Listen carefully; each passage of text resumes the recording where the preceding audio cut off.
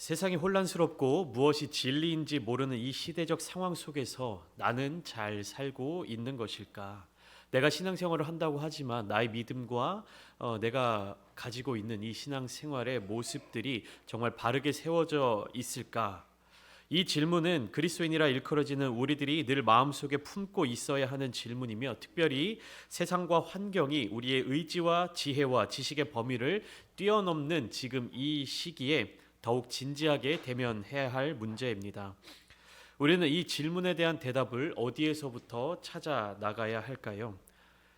최선의 답은 바로 성경 말씀 속에 있습니다. 그 안에 하나님과의 관계를 실제적으로 누린 사람들의 이야기가 담겨져 있기 때문입니다.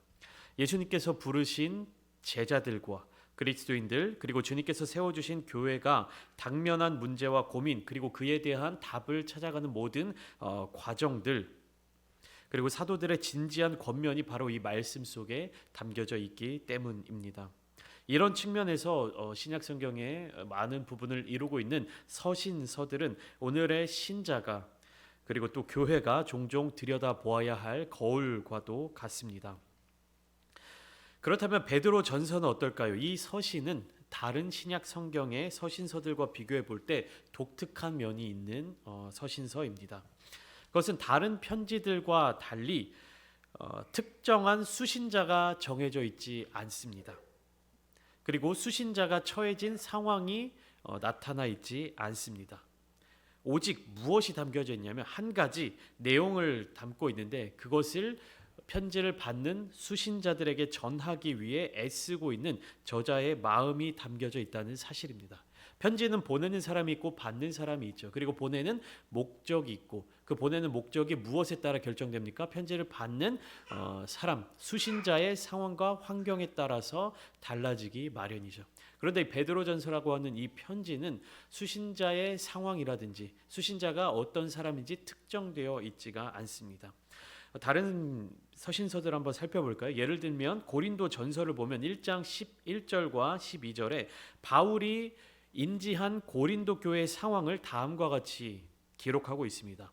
내 형제들아, 글로의 지편으로 너희에 대한 말이 내게 들리니 곧 너희 가운데 분쟁이 있다는 것이라. 내가 이것을 말하거니와 너희가 각각 이르되 나는 바울에게, 나는 아볼로에게, 나는 게바에게, 나는 그리스도에게 속한 자라 한다는 것이니.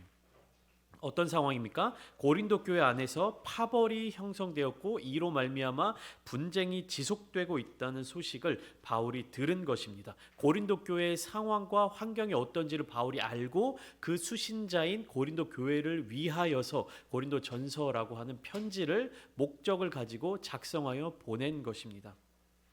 갈라디아서도 마찬가지입니다. 갈라디아서 1장 6절과 7절 말씀을 통해서 바울은 갈라디아 교회의 상황을 진단하고 그 해결 방안에 대해서 구체적으로 기록하고 있습니다. 그리스도의 은혜로 너희를 부르신 이를 이같이 속히 떠나 다른 복음을 따르는 것을 내가 이상하게 여기노라. 다른 복음은 없나니 다만 어떤 사람들이 너희를 교란하여 그리스도의 복음을 변하게 하려 함이라. 무엇입니까? 잘못된 교리를 가지고 선동을 일으키는 자들이 갈라디아 교회로 들어오게 돼서 교회를 어지럽히고 있음을 기록하며 이에 대해서 어떻게 대처해야 하는지를 편지로 써서 보낸 것이 바로 갈라디아서라는 것입니다. 그런데 오늘 본문이 속한 베드로전서는 편지를 받는 사람들의 상황이 구체적으로 나타나 있지 않습니다. 뿐만 아니라 편지의 수신자들은 한 곳에 모여있는 하나된 공동체 혹은 한 사람이 아니라 로마 제국에 속한 다양한 지역에 살고 있는 불특정 다수의 그리스도인들이라는 사실입니다. 편지를 보냈는데 그 편지를 어디로 보내야 할지도 모를 정도로 많은 수신자들을 가지고 있고, 또 그 수신자들이 한 지역에 머물러 있는 것이 아니라 각기 다른 지역에 퍼져 살아가고 있었다라는 사실입니다. 오늘날 어떻습니까? 우리가 다양한 곳에 많은 사람들에게 메시지를 보내겠다라고 하면 굉장히 좋은 수단들이 많이 있죠. 이메일도 될 수 있고, 지금 우리가 드리고 있는 예배처럼 유튜브를 통해서 언제나 어디에서나 말씀을 들을 수 있는 그런 환경이 구성되어 있습니다. 그런데 그때 당시 1세기의 교회, 특히 베드로 사도가 이 편지를 보내고 있는 각 지역은 넓은 로마 제국의 각 지방에 퍼져 있는 지역인데 어떻게 이들을 향해서 이 메시지를 보내려는 마음을 먹게 되었을까요? 어떤 상황이었길래 베드로는 이 편지를 믿는 그리스도인들에게 보낼 수밖에 없었던 것일까요? 베드로는 네로 황제의 폭정으로 말미암아 그리스도인들을 향한 로마 제국의 핍박이 점점 더 거세지고 있는 시기에 세상 속 신자가 겪는 고난의 삶에 대해 이야기하며 로마가 지배하고 로마의 황제가 주인인 그 세상 속에서 예수 그리스도를 따르기로 작정한 사람들이 어떻게 살아가야 하는지에 대해서 강하고 확신에 찬 어조로 편지를 쓰고 있습니다. 오늘 말씀을 통해 그리스도인들이 가진 예수의 가치관이 그리스도인들이 살고 있는 그 세상의 가치관과 부딪힐 때 어떠한 믿음으로 세상 속에서 살아가야 하는지를 선포하고 있는 이 베드로전서를 함께 보면서 오늘날 이 땅에서 그리스도인으로 살아가는 우리의 삶에 적용해 보고자 합니다. 베드로는 편지의 도입 부분을 이용하여서 편지를 보내는 자기 자신과 편지를 보내는 수신자를 소개하고 있습니다. 자기 자신에 대해서는 뭐라고 소개하고 있냐면 예수 그리스도의 사도라고 간략하게 쓰고 있는데 이는 무엇입니까? 예수 그리스도로부터 보내심을 받은 사람, 즉 예수님께서 파송하여 보낸 사람이라는 뜻입니다. 그렇기에 이 편지는 베드로 개인의 생각이나 지식이 아니라 온전히 하나님의 아들이신 예수 그리스도의 마음으로 써서 보냈다라는 의미입니다. 편지의 수신자는 로마 제국에 속한 다양한 지역에 살고 있는 불특정 다수의 그리스도인들이라고 말씀을 드렸습니다. 베드로는 이들에게 나그네라는 단어를 사용하여 그들의 삶을 정의하였는데 여기에서 나그네는 크게 두 가지의 의미가 담겨져 있습니다. 첫 번째는 하나님 나라에 속한 자들로서 본래 하나님 나라에 속한 자들로서 이 세상에 잠깐 속했다가 다시 하나님 나라로 돌아갈 사람들, 영적 의미의 나그네입니다. 그리고 두 번째는 예수를 믿기 때문에 자기 집, 고향, 친척을 떠나야 했고 가문에서 추방되어 객지에서 사는 사람들, 그러니까 당시의 정치적, 사회적 상황 때문에 실제적으로 어느 한 곳에 정착할 수 없는, 고향으로 돌아갈 수 없는 이러한 사람들을 지칭하는 현실적 의미의 나그네입니다. 이들 그리스도인들은 그들 스스로의 의지로 나그네된 삶을 선택하였고 그리하여 자연스럽게 고난이 동반된 삶을 살아가고 있었습니다. 그런데 이러한 시대적 환경을 너무나도 잘 알고 있었던 베드로는 오늘 본문 2절의 말씀을 통해 나그네의 삶을 살아가는 그리스도인들이 택하심을 받은 자들이라고 이야기하고 있습니다. 무슨 말이냐면 그리스도인들, 그들 스스로가 예수 그리스도를 따르기로 결정하여 세상 속에서 나그네된 삶을 살아가고 있는데 베드로는 그들로 하여금 예수 그리스도를 선택한 사람들이라고 이야기하는 것이 아니라 하나님께 택하심을 받은 자들이라고 이야기를 하고 있는 것입니다. 왜 이렇게 표현하고 있는 것일까요? 그들 스스로 선택한 것이 아니라 왜 하나님께 택함 받은 자들이다라고 표현하고 있을까요? 그 이유는 선택의 주체가 누가 되느냐에 따라서 행동의 목적과 결과가 달라지기 때문입니다. 2절 말씀을 구체적으로 살펴보면 택하심을 입은 자들을 다음과 같은 세 가지로 설명하고 있는데 한번 같이 2절 말씀 함께 읽어보시겠습니다. 시작. 곧 하나님 아버지의 미리 아심을 따라 성령이 거룩하게 하심으로 순종함과 예수 그리스도의 피 뿌림을 얻기 위하여 택하심을 받은 자들에게 편지하노니 은혜와 평강이 너희에게 더욱 많을지어다. 첫째로 그들은 하나님 아버지의 미리 아심을 따라 되었습니다. 성부 하나님에 의해서. 사랑의 하나님 아버지께서 창세전에 계획하고 미리 정하신 대로 때가 되어 불러내서 예수 그리스도를 믿는 신도가 되게 하셨다는 것입니다. 같은 내용을 로마서 8장 29절은 다음과 같이 말씀하고 있습니다. 제가 읽어드리겠습니다. 하나님이 미리 아신 자들을 또한 그 아들의 형상을 본받게 하기 위하여 미리 정하셨으니 이는 그로 많은 형제 중에서 맏아들이 되게 하려 하심이라. 여기에서 하나님이 미리 정하셨다는 말은 구원받는 사람들을 제한하거나 특정한다는 의미가 아닙니다. 미리 정했다. 너는 구원받은 사람이다. 너는 구원받지 못한다. 이런 의미가 아니라 오히려 사람의 모든 생각과 결단을 앞질러서 사람을 위하여 예비하시는 하나님의 크신 사랑을 의미하는 것입니다. 너는 내가 정했어. 너는 구원받기로 정했어. 너는 구원받지 못하는 걸로 정했어. 이 말씀을 하는 것이 아니라 모든 사람들에 대해서 하나님께서는 이 사람이 어떠한 모습을 갖고 있든 현재 어떤 모습을 갖고 있든 이 사람을 향한 구원의 계획, 이 사람을 향한 변하지 않는 끝없는 사랑을 가지고 계신다는 의미인 것입니다. 두 번째로 2절 말씀을 통해서 우리가 알 수 있는 것은 성령의 거룩하게 하심으로 우리가 택함을 받았다라는 것입니다. 성령은 사람의 마음을 감동시켜 죄를 깨닫고 회개하도록 하며 예수를 믿게 하고 또 세상 사람들과 구별된 존재가 될 수 있도록 우리와 가장 가까운 곳에서 우리를 돕는 분이십니다. 그리고 마지막으로 순종함과 예수 그리스도의 핏부림을 얻기 위하여 택하심을 받았습니다. 하나님의 사랑이 궁극적으로 나타난 예수 그리스도의 그 보혈, 그 십자가, 이 보혈의 은혜 가운데로 들어갈 수 있는 그 은혜를 받는 자들이 바로 택하심을 입은 자들입니다. 성자 하나님, 성령 하나님, 그리고 성부 하나님, 이 모든 하나님의 은혜와 사랑을 베드로는 이 2절 말씀에 간략하게 축약하여서 담아내고 있는 것입니다. 하나님은 이 모든 것들을 통하여 죄로 더러워진 자들을 깨끗하게 하셔서 하나님의 자녀로 삼아 주셨습니다. 이것은 우리가 새로운 관계를 맺음으로 말미암아 구원의 소망을 가지게 하는 것입니다.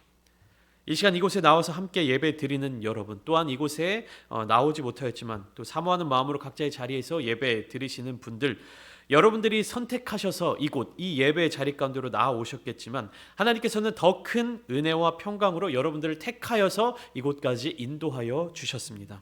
그 인도하심에 반응하여 순종하여 나오신 귀한 성도님들이 또 세상에서 닥쳐오는 고난을 이길 수 있는 힘과 지혜를 얻으시기를 간절히 소망합니다. 베드로가 로마 전역에 보낸 이 서신은 고난의 삶을 살아가고 있었던 그리스도인들에게 구원의 소망을 일으켜주는 복음이었습니다. 이 복음은 고난을 견뎌낼 뿐 아니라 기꺼이 감당하여 크게 기뻐할 수 있는 구원을 진하게 고백하고 있으며 구원의 주체이신 하나님 아버지를 찬양하게 만들었습니다. 이 구원은 무엇입니까? 우리에게 산 소망이 있게 하는 구원이며 이 구원은 하나님의 자녀된 자들을 위하여 하나님께서 하늘에 직접 간직하신 유업을 잊게 만들어줍니다. 그리고 말세에 나타내기로 예비하신 구원을 우리가 얻을 수 있도록 그분의 능력으로서 우리를 보호하여 주십니다. 베드로전서의 저자는 이 모든 이유들로 인하여서 비록 고난의 삶 가운데 있는 자라 할지라도 크게 기뻐할 수 있고 단순히 견뎌내는 것을 넘어서 기뻐해야 한다라고 이야기하고 있습니다. 우리가 한 가지 오해할 수 있는 것은 하나님께서 보호하여 주시며 우리의 삶과 환경이 바뀌어서 기뻐할 수 있는 상황으로 만들어 주시기를 기대한다는 사실입니다. 그러니까 하나님을 믿고 하나님을 의지하고 하나님께서 우리를 기쁘게 해주신다, 기뻐하는 삶을 살아가게 해주신다라고 하는 말을 가지고 우리가 무엇을 오해하냐면 우리의 삶의 환경과 여건으로 인해서 우리가 기뻐하거나 슬퍼한다라고 하는 의미입니다. 즉 우리가 지금 기뻐하지 못하는 이유는 우리의 상황과 환경이 기뻐할 수 없는 상황이기 때문이라고 생각하는 것이죠. 그러면 무엇입니까? 우리가 하나님으로 말미암아 기뻐할 수 있다라는 것을 이런 인식으로 적용하게 되면 우리가 지금은 기뻐하지 못하지만 우리의 상황과 환경이 바뀌어지면 기뻐할 수 있다라고 생각하는 겁니다. 무엇입니까? 우리가 고난 중에 있어서 기뻐하지 못하고 우리가 아픔을 당하고 있고 우리가 배부르지 못하고 이런 상황에서 기뻐할 수 있는 상황으로 바뀌게 만들어주시는 것을 기대하는 것입니다. 고난이 사라지고 뭔가 기뻐할 만한 일이 생기고 배부름을 얻고 가난했던 삶이 부유하게 되고 가져보지 못했던 명예를 얻게 되고 질병과 고통이 사라지는 등 고난의 상황이 바뀌어서 자연스럽게 기뻐할 수 있는 환경을 기대합니다. 물론 하나님께 소망을 두고 하나님을 의지하고 믿고 신뢰하며 나아가는 그리스도인들의 삶의 모습 속에서 하나님께서 그런 은혜와 복을 주시는 것은 사실입니다. 물론 그러한 기적 같은 일이 함께 생겨나는 경우도 있겠지만 대부분의 경우 나와 나를 둘러싼 환경은 쉽게 변화되지 않습니다. 베드로도 이 부분을 다음과 같이 이야기하고 있습니다. 본문 6절 말씀에 그러므로 너희가 이제 여러 가지 시험으로 말미암아 잠깐 근심하게 되지 않을 수 없으나 오히려 크게 기뻐하는도다. 베드로는 여기에서 이 서신서를 쓰게 된 핵심적인 이유를 설명하고 있습니다. 그리고 5장의 분량에 걸쳐 계속해서 확신에 찬 어조로 이야기하고 있는 것입니다. 베드로는 그리스도인들이 시련에 직면했을 때 그들이 오히려 소망을 확신하는 삶을 살기를 권면합니다. 그리고 상황과 환경이 바뀌지 않음에도 시험 속에서 소망을 가지고 기뻐하며 그 삶을 살아가고 있는 그리스도인들의 모습을 묘사하면서 격려하고 있습니다. 무슨 말이냐 하면 기뻐할 수 있는 이유에 대해서 상황과 환경이 좋아졌기 때문에 바뀌었기 때문에 그렇게 할 수 있는 것이 아니라 상황과 환경이 변화되지 않더라도 기뻐할 수 있는 이유들을 가르쳐 주고 있는 것입니다. 여전히 떠돌이 생활, 여전히 나그네된 생활, 여전히 고난 속에 살아가는 생활이지만 기뻐할 수 있는 이유를 알려주고 있는 것입니다. 오늘 보면 6절 말씀을 찬찬히 살펴보면 유독 눈에 띄는 단어가 하나 있습니다. 무엇이냐면 그러므로 너희가 이제 여러 가지 시험으로 말미암아 잠깐 근심하게 되지 않을 수 없으나 오히려 크게 기뻐하는도다. 베드로는 하나님의 자녀로서 이 세상을 살아갈 때 겪게 되는 수많은 시련들을 잠깐이라는 단어로 표현하고 있습니다. 1세기 로마 제국의 통치권 안에서 그리스도인으로 살아간다는 것은 무엇이냐면 믿기로 결단한 순간부터 죽을 때까지 고난과 시련을 겪어야 한다는 것을 의미합니다. 고향과 나라를 떠나야 하며 어느 한 지역이나 사회 공동체에 속하기가 어렵고 매맞고 감옥에 갇히고 의식주를 해결하는 데도 늘 어려움이 따를 수밖에 없습니다. 예수 그리스도를 따르기로 결심하고 하나님의 자녀로서 살아가겠다고 다짐한 그 순간부터 죽을 때까지 계속해서 여러 가지 시험 상황에 놓이게 되는데 잠깐이라고 표현하다니 이게 무슨 소리입니까? 베드로가 그리스도인들이 겪는 고난을 잠깐이라는 이 단어로 표현할 수 있었던 이유는 그의 시선이, 그의 시각이 고난에만 머물러 있는 것이 아니라 고난 뒤에 이어서 올 영광을 바라보고 있었기 때문입니다. 바울은 같은 마음을 로마서 8장 18절에서 이렇게 고백하고 있습니다. 생각하건대 현재의 고난은 장차 우리에게 나타날 영광과 비교할 수 없도다. 그리스도인들이 삶의 순간에서 당하고 있는 고난이 아무리 크게 느껴지더라도 무엇입니까? 고난 이후에 주어지는 영광이 감히 비교할 수 없을 만큼 크기 때문에 능히 감당할 수 있게 되는 것입니다. 그 삶의 순간에서 겪는 고난의 시간이 아무리 길게 느껴진다 할지라도 하나님 나라에서 주님과 함께 영원한 기쁨을 누리는 그 천국 소망이 있기 때문에 기뻐할 수 있는 것입니다. 우리의 삶이 아무리 길어봐야 얼마나 살겠습니까? 이 삶 가운데에서 평생의 삶이 고통과 고난으로 가득 차 있다 할지라도 우리가 지금 느낄 때는 얼마나 길게 느껴집니까? 그러나 그 긴 세월이 무엇과 비교하면 영원함과 비교하면 굉장히 작게 느껴진다라는 것이죠. 제가 이제 아들을 낳고 이제 8개월이 지났습니다. 이 8개월의 인생, 시안이에게 있어서 얼마나 큰 기간이었습니까? 8개월의 인생, 시안이에게 있어서 얼마나 긴 시간입니까? 평생의 삶이 8개월이잖아요. 근데 그 8개월을 제가 보면 어떻습니까? 굉장히 짧은 시간으로 느껴지죠. 또 우리 저보다 이제 더 연세 드신 분들의 입장에서 바라보면 8개월이라는 시간이 어떻습니까? 짧게 느껴지죠. 우리 인생의 삶이 100년의 삶이라고 가정하고 100년을 꽉꽉 채워서 살아간다고 하면 얼마나 우리가 아직 100년을 살아보지 못한 우리가 얼마나 길게 느껴질까요? 그런데 그 100년이라는 시간도 이 생의 이 땅에서의 삶의 시간도 결국에 저 천국 영원이라고 하는 그 시간 앞에서는 너무나도 짧게 느껴지는 것입니다.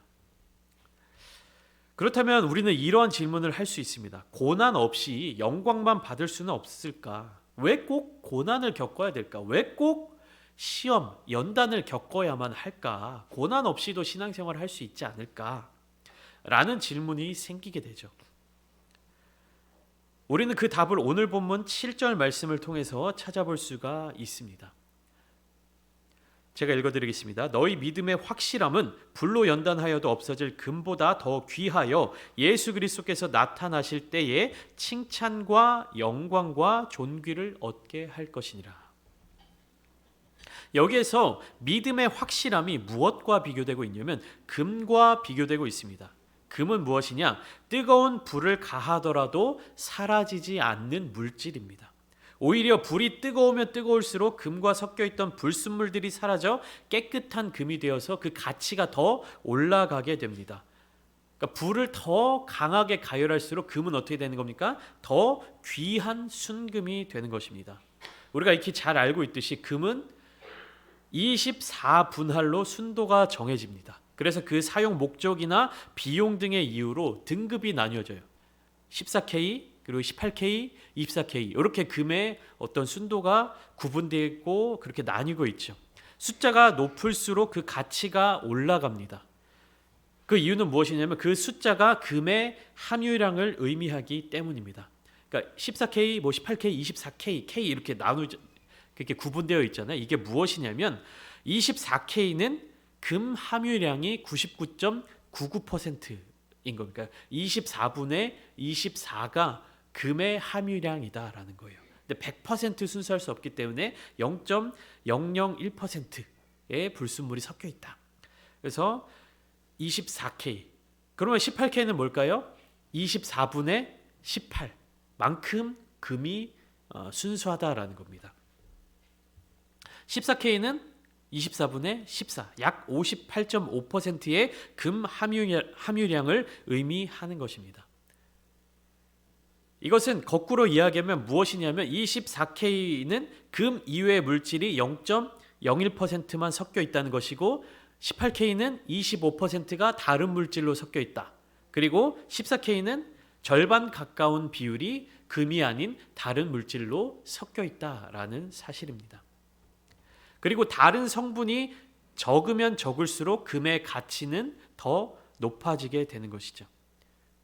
금 이외의 다른 성분들을 얼마나 제거할 수 있느냐, 얼마나 순수한 금의 결정체를 남겨놓을 수 있느냐의 여부는 불의 열기로 결정되는 겁니다.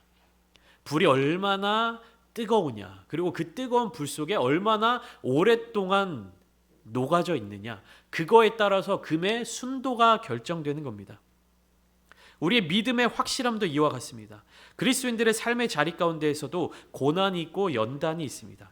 그러나 그러한 고난과 연단들, 그리고 하나님께서 허락하신 것들이 결국에는 우리를 해하고 우리를 없애는 도구가 되는 것이 아니라 우리에게 있는 불순물들을 제거하여 더 귀하고 존귀한 그리스도인들로 거듭나게 만드는 것입니다. 이해할 수 없는 고난이 여러분들의 삶의 자리를 크게 차지하고 있습니까? 남들은 당하지 않아도 되는 시련들을 홀로 견뎌내고 계십니까? 그렇다면 그로 인해 기뻐할 수 있어야 합니다. 하나님께서 다른 이들보다 여러분들을 더 귀하게 만들어가고 계신 것입니다. 감사할 수 있어야 되는 겁니다. 하나님 나라 가운데 주님과 함께 칭찬과 영광과 존귀를 얻게 될 것이기 때문입니다. 베드로는 바로 이러한 부분들을 금을 연단하는 과정들로 비유해서 설명하고 있는 것입니다. 이 세상 속에서 마귀 사탄은 고난과 연단을 통과하는 그리스도인들을 방해하기 위해서 혈안이 되어 있습니다. 왜냐하면 연단을 통과하는 그리스도인들이 많아질수록 하나님의 영광이 더욱 커져가기 때문입니다. 그래서 사탄은 세상에 속한 자들을 통해 지속적으로 믿음에 속한 사람들을 흔들고자 합니다. 연단의 불길 속에서 빠져나와 굳어버리게 합니다. 친구들이나 직장 동료들의 말을 통하여 믿음을 동요시키기도 하고 가족들이나 공동체의 다른 구성원들로부터 진리에 대한 도전을 받게 만듭니다. 내가 잘못하고 있는 것인가? 교회가 이래도 되는 것인가? 이게 진짜 신앙생활 하는 것이 맞는가? 믿는 사람들이 그래도 되는 것인가? 하는 질문들로 통하여 내가 불 속에서 계속해서 버텨내면서 견뎌내고 그 연단을 통과하여서 불순물들을 다 제거해야 되는데 그 불길이 조금이라도 뜨거워지면 어떻게 합니까? 바로 뛰쳐나와 버리는 겁니다. 다른 불순물들을 녹이기도 전에 내가 그것을 견뎌내지 못하고 그냥 그 불길을 뛰쳐나와 버리는 것입니다.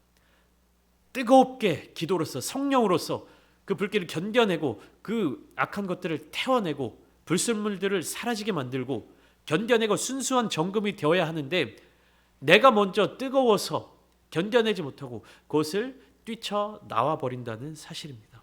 그러나 베드로는 확신에 찬 목소리로 이렇게 이야기하고 있습니다. 끝까지 지킨 이 믿음으로 결국 영혼의 구원을 받게 된다는 사실을.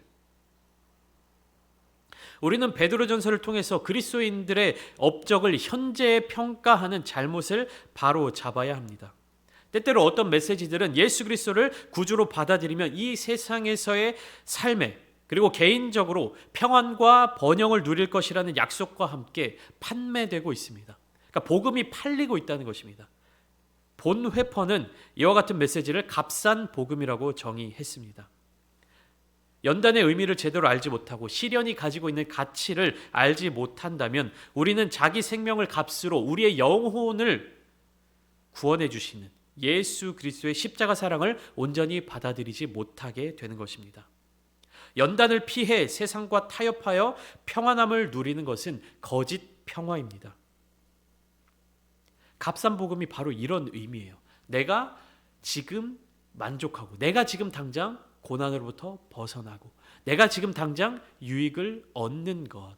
그러니까 하나님께 기도하고 예수 그리스도의 복음을 통해서 무엇을 얻는 거예요? 당장 내가 갖고 싶은 것, 당장 내가 얻고 싶은 것, 당장 나에게 필요한 것을 얻어내는 것, 그리고 당장 나에게 불편한 것들을 버릴 수 있고 제거할 수 있는 어떤 그런 미신적인 주술적인 수단으로 복음을 여기는 것, 그것이 바로 값싼 복음이라는 사실입니다.